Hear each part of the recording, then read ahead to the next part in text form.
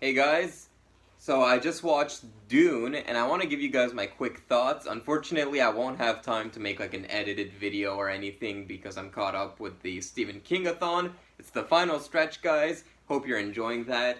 But I just wanted to give my quick thoughts on Dune because I just now I arrived from the theater and I have a lot of shit to say because this was one of my most anticipated movies of the year and it was one of my most anticipated movies of last year before it got delayed. Let me just give you my thoughts on director Denis Villeneuve.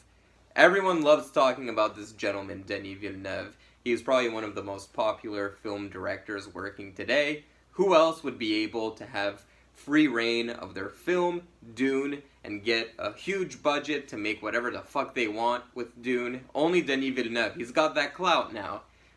As far as his filmography goes, he's made some movies that I've adored and some movies that I wasn't really a fan of. But that's okay because Denis Villeneuve is a risk taker, and when you take risks, you're not always gonna connect with everyone. So the movies that he did that I love, I think his best movie is Blade Runner 2049, and other movies he's done that I love. I think his second best would probably be Prisoners. I love Prisoners. I think Prisoners is an awesome movie, great performances.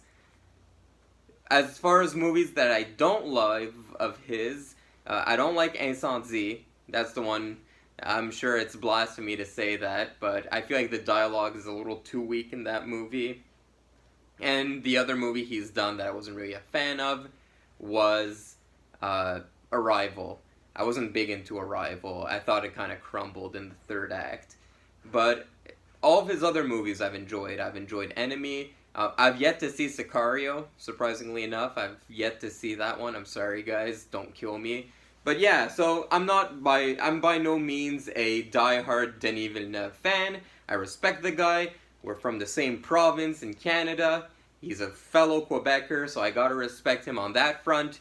But it's not like I'm blinded by love from him. When I say this movie slaps, it means it slaps. That's where I'm coming from here. Guys, I'm not a fanboy of the material. I've never read the book. I'm not a Denis Villeneuve fanboy. I'm by no means a Timothée Chalamet fanboy. But this movie, it just won me over, guys. It's just such a well-done movie. And a lot of people, including George Lucas himself, are going to say that Dune was the inspiration for Star Wars. Now, there's a lot of inspirations for Star Wars, but Dune was one of the big ones. And I always wanted to see my generation's Star Wars, you know? I wanted to see the zeitgeist of Star Wars being recreated here. And this movie is not going to be Star Wars. It's not going to be like some hit where it captures the hearts of audiences and the culture and literally changes the face of cinema. This isn't going to be it. But for a second, I felt like that childlike awe and wonder. It's been a while since I went to the cinema, and I saw something happen on screen, and I was like, oh. Like that first scene where we see the sandworm for the first time. When that happened, it wasn't shown, and if this were a Marvel movie or something, you'd see the worm, and the worm would be doing backflips and shit like that. Here, the worm, we catch glimpses of him, and Josh Brolin is running with Timothée Chalamet, and the earth trembles so violently that they fall to the ground. And then, as the worm approaches, the sand starts to sink, and they start to slowly get drawn towards the worm. And I'm like, that's to me adventure. That to me is adventure. Sure, you can throw a ton of CG at the screen, and you'll probably get the mouth-breathing idiots who just want to shove popcorn in their face. But scenes like that in this movie just caught wonder. I don't know what it is. There's like the scene where the antagonist in this, the big fat guy, when he first levitates, it's a simple scene of a man levitating. But it was so beautiful. This whole movie is so beautiful. And guys, I was on the fence about Hans Zimmer doing the score here. I have a bit of Hans Zimmer fatigue, and I didn't really like his soundtrack in Blade Runner 2049. He was kind of brought in at the last minute in that movie. But his score in this really works. There's scenes where he uses bagpipes. There's scenes where he uses a woman's chant that's like, that's my that was my impression of it.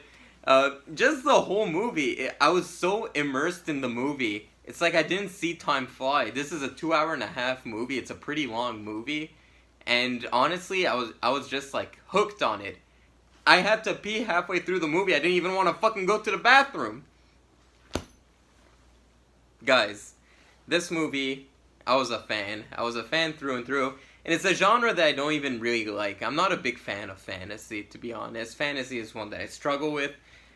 But this one had enough here. Now, for the criticisms, main criticism are the subdued performances. I just wish there was a bit more emotion. And when you look at a movie like Blade Runner 2049, there's that one scene where Ryan Gosling's character just flips out and like, God damn it! You know? There was that one scene. And when you look at a movie like Prisoners, yes, the performances are more muted, but there are scenes where characters do have bursts of emotions. I feel like this movie, the performances were just a constant flatline, and it kind of made it hard for me to get engaged with their emotions, what's going through their mind at this very moment. That's one of the criticisms I have with this movie. A lot of people on the internet are complaining about pacing in this movie, saying that this movie is too slow. And I actually didn't find that to be a problem. I thought this was pretty well paced. I think people are just so used to quick pacing. I hear the new Venom movie is 90 minutes, and it's just like, wow, okay, movies are really going fast these days. And this felt like what a blockbuster would feel like back in the 70s. This is the pace of a normal movie of back in the 70s. And that's the kind of shit I like. I like 70s movies.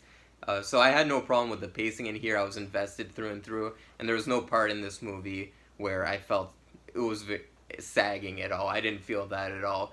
The problem to me was the muted performances that were constant throughout the movie. Even some lines of dialogue that were so muttered under their breath that I had to lean in to hear it, and I kind of missed some details, which I'm going to revisit this movie before the second one comes out. But yeah, just want to tell you guys, please go see this in the cinema. You need to see those giant uncircumcised wieners on the biggest screen possible. Alright, get out of here, folks, before I say something else that's stupid.